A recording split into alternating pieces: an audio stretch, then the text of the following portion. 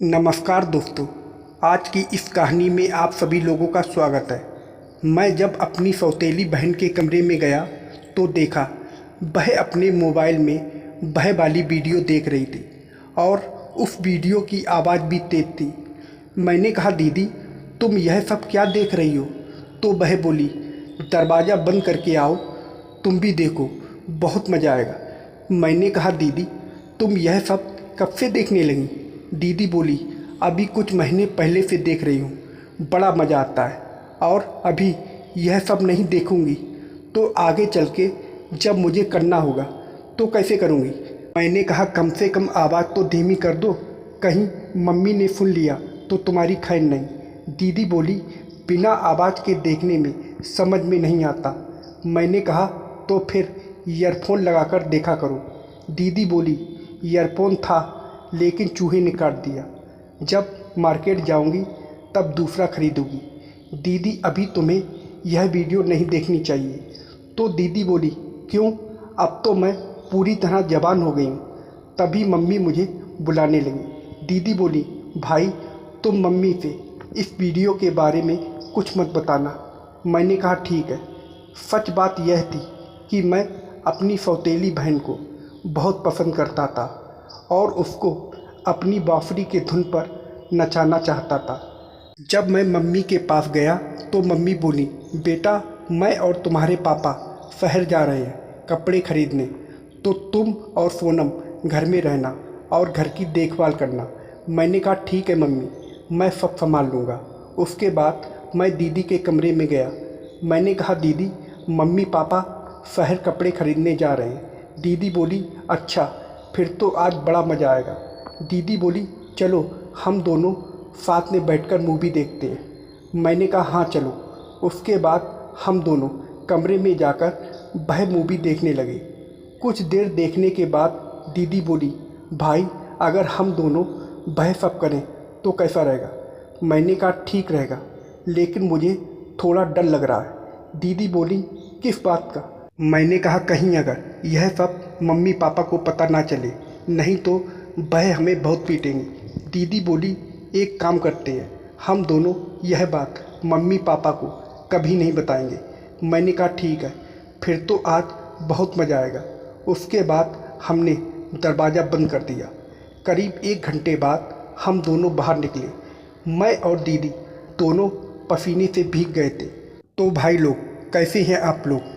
भाई लोग, आज मैं आपको बताने वाला हूँ कि मैंने कैसे अपनी सौतेली बहन के साथ वो सब किया।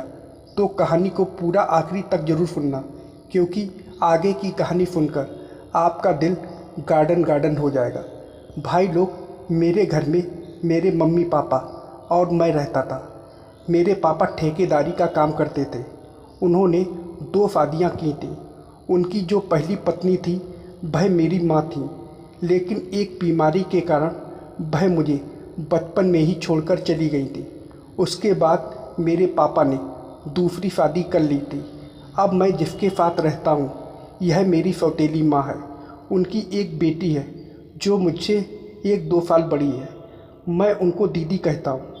कुछ लोगों का कहना था कि मेरे पापा और सौतेली माँ का पहले से ही अफेयर था और उनकी एक बेटी भी थी जो पहले ही हो चुकी थी। इसीलिए जब मेरी माँ ख़त्म हुई तो कुछ दिन बाद पापा उनसे शादी करके घर ले आए। लेकिन मेरी सौतेली माँ मुझे बहुत मानती थी। वह जैसे अपनी बेटी का ख्याल रखती थी वैसे ही मेरा भी रखती थी।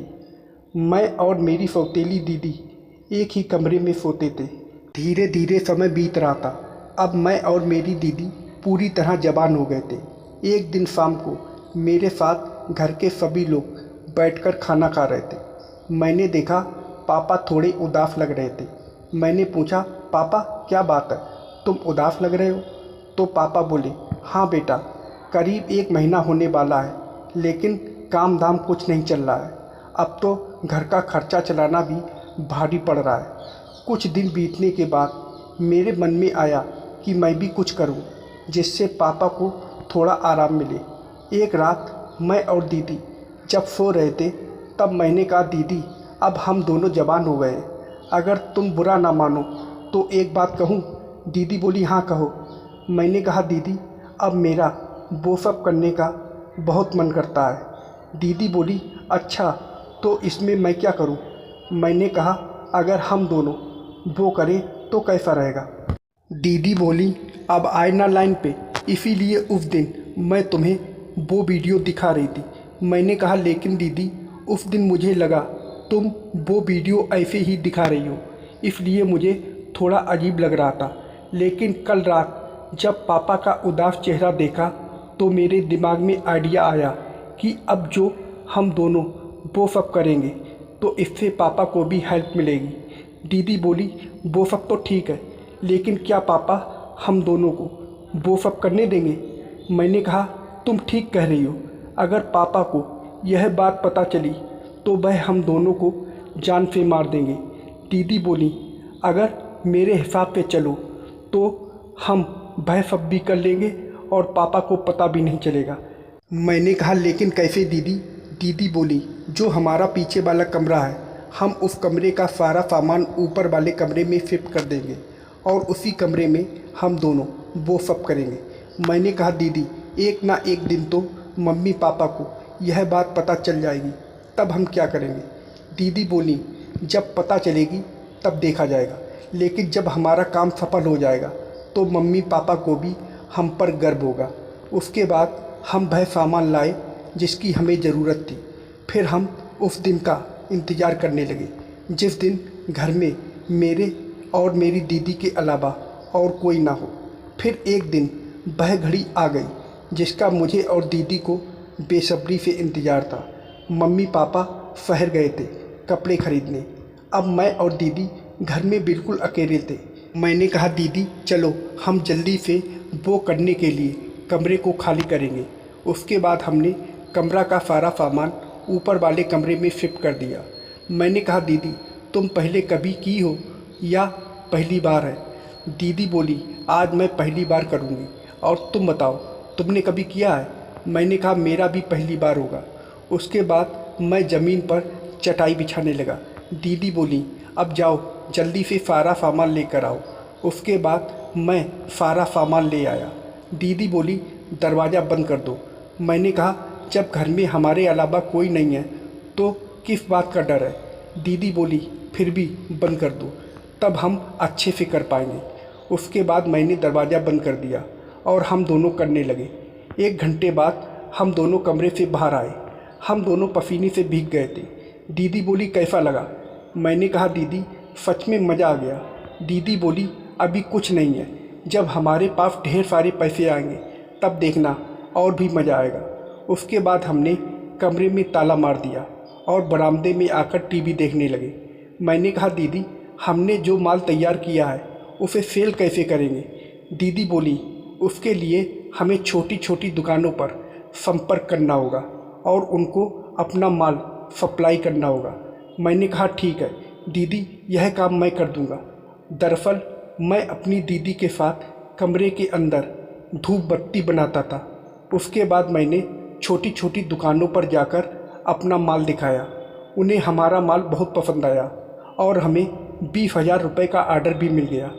यह हमारी पहली सफलता थी तो हमें बड़ी खुशी हुई। उसके बाद हम दोनों अपने बिजनेस को आगे बढ़ाने के लिए पूरी जी जान से जुट गए। धीरे धीरे 2 महीने बीत गया। एक दिन हम दोनों को वो करते हुए मम्मी ने देख ली। वह हमें डांटने लगी और बोली आने दो तुम्हारे पापा को, फिर बताती हूँ। मैंने कहा मम्मी हम कुछ गलत काम नहीं कर रहे हैं, बल्कि हम तो बस एक छोटा सा बिजनेस करते हैं। उसके बाद मैंने मम्मी को सारी बात समझाई। तब मम्मी बोली मैं तो तुम लोगों को गलत समझ रही थी, लेकिन तुम दोनों तो बहुत अच्छा काम कर रहे हो। उसके बाद यह बात जब पापा को पता चली तो वह भी अब हम पर गर्व करने लगे। यह सब जानने के बाद मम्मी पापा भी हमें सपोर्ट करने लगे। दोस्तों यह कहानी पूरी तरह से काल्पनिक है। इसका किसी के जीवन के साथ कोई लेना देना नहीं है।